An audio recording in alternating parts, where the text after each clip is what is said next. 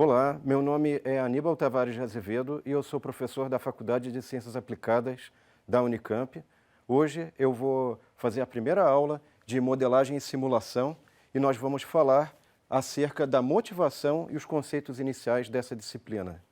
Então eu começo a nossa primeira aula aqui, eu começo a disciplina com um poema do Fernando Pessoa, que é o poema Autopsicografia, e esse poema eu vou dar um destaque aqui, ele comenta sobre a questão da simulação, um pouco de simulação, né? O poeta é um fingidor, finge tão completamente que chega a fingir que é dor, a dor que deveras sente. E os que leem o que escreve, na dor lida, sentem bem, não as duas que ele teve, mas só a que eles não têm. E assim, nas calhas de roda, gira entreter a razão, esse comboio de corda que se chama coração. Ainda sobre essa questão de simulação, eu acho muito interessante essa definição que a gente tem no livro O Homem e seus Símbolos, do Carl Jung, que ele fala o seguinte: o homem nunca percebe plenamente uma coisa ou a entende por completo. Os sentidos do homem limitam a percepção que este tem do mundo à sua volta. E eu gostaria de acrescentar um pouco mais sobre esse texto e falar: a forma como você vai encarar o mundo depende de um modelo mental que você vai utilizar. E é isso que a gente vai ver aqui, qual tipo de modelo que é interessante a gente aplicar quando a gente tem fenômenos que podem ser associados à simulação. Então, sobre percepção, imagina o seguinte: eu peguei esse exemplo aqui do livro do Daniel Kahneman, que é um economista comportamental e ele é prêmio Nobel de Economia, e ele fornece um exemplo de como a gente tem problemas de percepção, e isso está relacionado à nossa tomada de decisão. Um exemplo que é interessante é esse aqui, que temos duas setas. Você, qual seta você acha que é a maior? Bom, se você falou que a de baixo é a maior, na verdade você se enganou, porque as duas têm o mesmo comprimento. E mais do que isso aqui é uma ilusão conhecida como a ilusão de Miller-Lyer.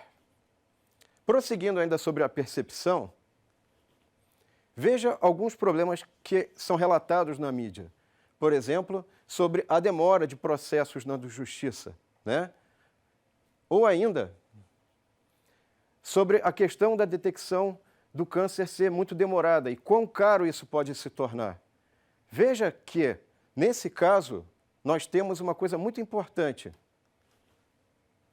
Então, por exemplo, se nós estivermos falando sobre um câncer de mama, a demora na detecção de um câncer de mama, além dos problemas de diagnóstico que podem ser mais complicados para você realizar um tratamento, você tem custos maiores. A mesma coisa pode ser dita quando nós temos, por exemplo, também um câncer de intestino ou cólon. E aí, no caso, o tratamento também pode ser extremamente penoso para a pessoa.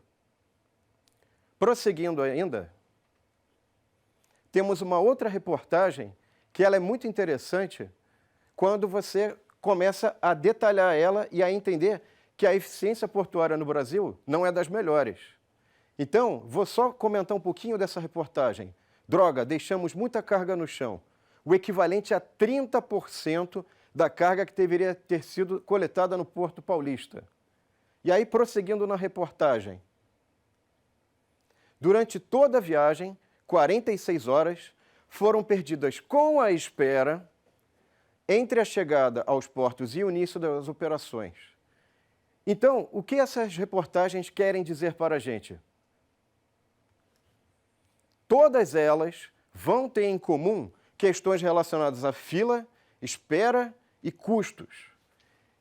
E você, se você tivesse que ser o decisor nessas situações, será que você teria um desempenho melhor? Há fortes motivos para crer que não. E a gente vai ver por que é necessário todo um arcabouço, que vai ser visto nessa disciplina, para ter uma solução melhor dessas questões. Então, aqui eu coloco uma reportagem de uma revista muito importante na área de logística, a revista Tecnologística, e nessa reportagem é comentado, é falado sobre como a simulação pode reduzir custos e aumentar a efetividade em projetos de portos, que é o destaque, mas não só em portos, em outras situações também é possível melhorar o desempenho dos nossos sistemas. Então, para citar um trecho dessa reportagem, como analisar várias variáveis, um problema que tem muitas variáveis, o grande desafio que deve ser enfrentado deve ser utilizando simulação, porque através da simulação, a ideia é que você vai transferir aquela realidade para dentro do software que está no computador e testando diferentes configurações do seu sistema nesse software, no computador, você vai escolher a melhor. Então, por que a gente não pode, por exemplo, transferir aquela realidade para um software como o Excel? Nada contra o Excel. Inclusive, a gente poderia fazer coisas muito interessantes com o Excel. A gente vai trabalhar com planilhas eletrônicas no início desse curso. Mas a questão não é somente trabalhar com o Excel. A questão é trabalhar com médias. E quando nós temos problemas em que há variabilidade e interdependência de processos, não é uma boa ideia trabalhar com médias. Então, vamos falar um pouco de variabilidade. Em princípio, todos sabem o que é variabilidade. Mas será mesmo que nós sabemos o que é variabilidade? Vamos explorar um pouco melhor esse conceito. Então, aqui eu tenho um experimento que é inspirado no livro do Leonard Mlodinow, O Andar do Bêbado, e eu tenho uma sequência, tenho 10 valores de uma sequência, e gostaria que você, baseado nessa sequência, colocasse, então, a sua sugestão. Está pronto para ver a resposta? Então, vamos ver a resposta agora. Tempo para pensar, já foi? Finalmente, nós temos, então, essa sequência aqui. Essa sequência, obviamente, você vai falar, poxa, mas não foi o que eu coloquei. Ou nem de longe era o que você esperava. Veja que ela tem a mesma probabilidade de ocorrência da anterior, porque a frequência com que os botões vermelhos aparecem é a mesma frequência com que os botões verdes aparecem.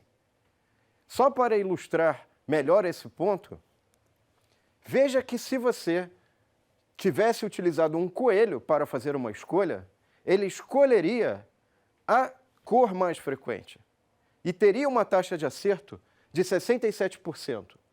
Mas não se preocupe, eu também fiz esse teste e o meu resultado não foi muito bom.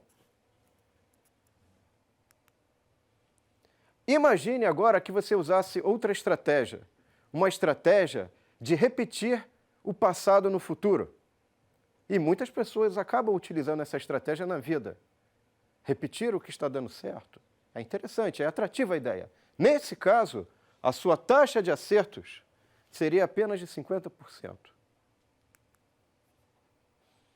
Prosseguindo na questão da variabilidade, para nós entendermos melhor esse conceito estatístico, vamos pegar outro exemplo do livro do Daniel Kahneman. Então, nesse livro, é feita uma descrição acerca de uma aluna que ela é solteira, tem 31 anos e muito inteligente, formada em filosofia. Quando era estudante, preocupava-se profundamente com questões de discriminação e justiça social, e também participava de manifestações antinucleares. Vamos ver o que vai acontecer ou quais são as opções mais interessantes para descrever essa estudante. Qual é a alternativa mais provável? Linda é caixa de banco, Linda é caixa de banco e ativa no movimento feminista. Repare que essas duas opções têm alguma relação com a descrição? Ou será que, na verdade, é melhor não utilizar essa opção? Vamos ver. Se você respondeu o item B, me desculpe, mas você não está utilizando probabilidade. E é justamente o que a pergunta faz. Qual é a maior probabilidade de ocorrência? Linda ser caixa de banco ou ela ser caixa de banco e ativa no movimento feminista? Essa opção está errada porque, para que ela seja verdadeira, 2 eventos devem ocorrer ao mesmo tempo. E, na verdade, a opção correta em termos de probabilidade, a mais provável, é a primeira. Prosseguindo nessa questão, imagine então que nós temos uma sequência de nascimentos numa maternidade. Então a primeira sequência é essa daqui, menino, menino, menino, menina, menina, menina. Uma sequência só de meninas. E finalmente uma terceira sequência alternada de nascimentos entre meninos e meninas. As três sequências são igualmente prováveis? Essa é a nossa pergunta interessante a ser feita. Será que são igualmente prováveis? Vamos à resposta, então. A resposta intuitiva, claro que não, é falsa. E sabe por que ela é falsa? Porque, na verdade, ser menino ou menina, o nascimento de uma menina ou menino, é igualmente provável. Então, as três sequências são igualmente prováveis. Não importa se apareceu só menina na sequência, ou só menino, ou se teve alternância entre menino e menina. Vamos continuar um pouquinho mais na questão de variabilidade. Então, essa charge é muito interessante porque aparece o Gilbert passeando aqui e ele é mostrado a ele um gerador de números aleatórios que fornece números 9, 9, 9, 9, 9. E ele pergunta, você tem certeza que isso é aleatório? Esse é o problema com a aleatoriedade. Você nunca está certo sobre ela. E a questão é, a gente acredita que existe um padrão de aleatoriedade e esse padrão não é exatamente o que a gente acredita que é aleatoriedade. Vamos pegar um exemplo agora sobre a variabilidade que é aplicado a questões de engenharia. Imagine então que nós temos um drive-thru e nesse drive-thru nós vamos fazer dois cálculos. Um cálculo usando apenas a média e outro cálculo usando uma distribuição exponencial, ok? Acerca dos tempos de atendimento e dos intervalos de chegada. Então, se nós utilizarmos a média, em média, a cada 6 minutos nós temos uma chegada e a cada 4 minutos nós conseguimos completar um atendimento. Agora, quando nós temos a variabilidade, a chegada, em média, ocorre a cada 6 minutos. Mas, na verdade, ela pode variar para menos de 6 minutos ou para mais de 6 minutos. Vamos ver o que vai acontecer em cada caso. Então, imagine que nós vamos utilizar agora a média. No tempo zero, nós não temos nada, não acontece nada. E, finalmente, no tempo 6, chega uma pessoa no nosso sistema. Essa pessoa não encontra fila, vai direto para o atendimento. Após 4 minutos, é realizado esse atendimento e no tempo 10, ela vai embora.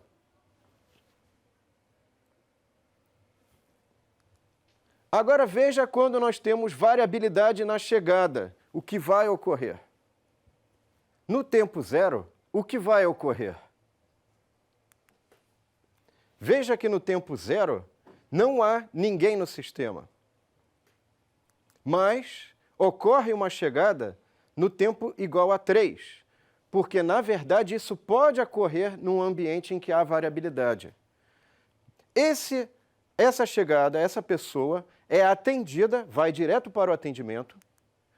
Esse atendimento começa a ser realizado no tempo 3, portanto, e a partir daí vai levar mais 4 minutos para que essa pessoa vá embora do atendimento. Porém, o que vai ocorrer agora está relacionado com a questão da variabilidade. No tempo 6, ocorre uma nova chegada, e essa nova chegada vai encontrar a pessoa que está em atendimento e só vai embora no tempo 7. Veja que agora, nesse momento, nós vamos ter uma fila.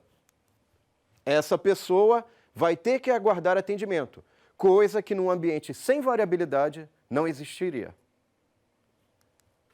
Agora nós vamos explorar outro conceito, o conceito de interdependência.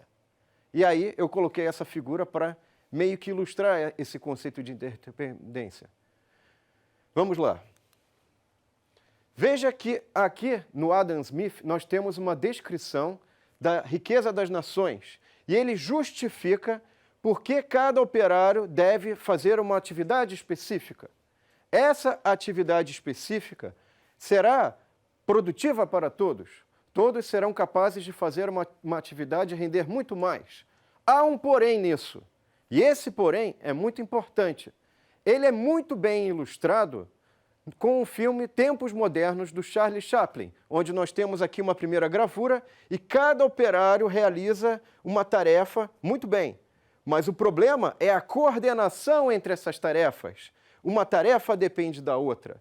E quem vai realizar essa coordenação adequadamente? Esse é um ponto importante. Para ilustrar esse ponto, vamos ver um trecho do filme Tempos Modernos.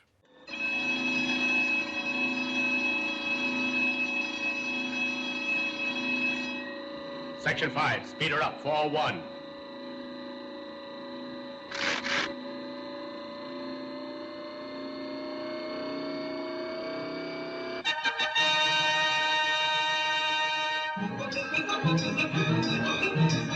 Attention, foreman. Trouble on bench 5. Check on the nut tightness. Nuts coming through loose on bench 5. Attention, foreman.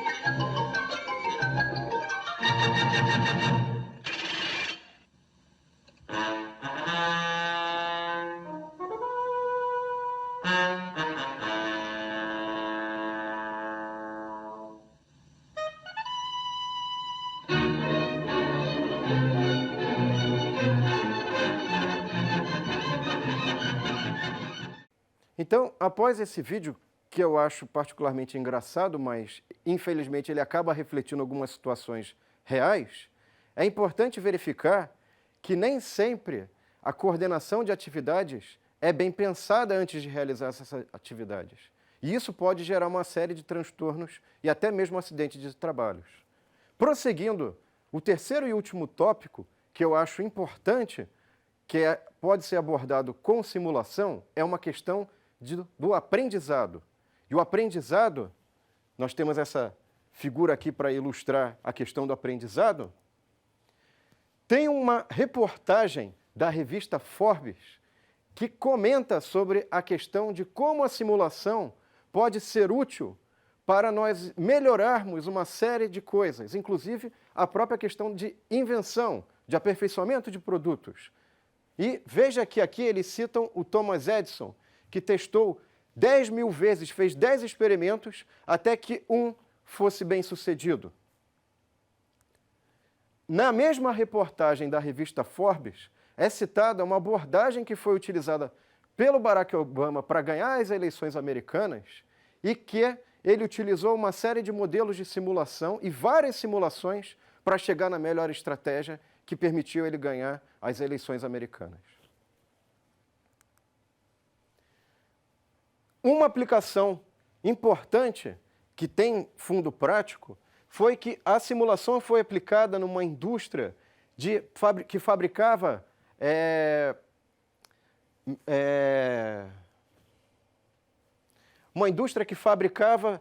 produtos.